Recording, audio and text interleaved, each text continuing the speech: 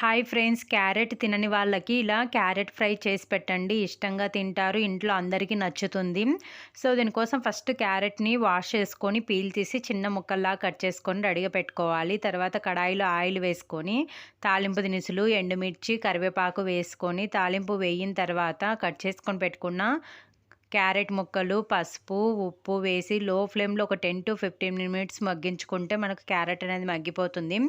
Carrot కానీ ఆలు కానీ చాలా త్వరగా కుక్ అవుతాయి అన్నమాట. మధ్య మధ్యలో కలుపుకుంటూ ఇలా కుక్ అయిందా లేదా అని ఒక క్యారెట్ ముక్కను బ్రేక్ చేసి చూస్తే అర్థమవుతుంది. తర్వాత కొబ్బరి తుడుము అండ్ ధనియాల పిండి, కారము వేసుకొని అంత బాగా కలిసే విధంగా కలుపుకోవాలి. నేను కిడ్స్ కోసం చేస్తున్నాం కాబట్టి కారం అనేది తక్కువ వేసాను. మీరు టేస్ట్ తగినట్టు వేసుకోండి. ఇలా అంతా మిక్స్ చేసుకున్న తర్వాత ఫైనల్గా కొత్తిమీర వేసుకొని సర్వ్ చేసుకుంటే క్యారెట్ ఫ్రై రెడీ.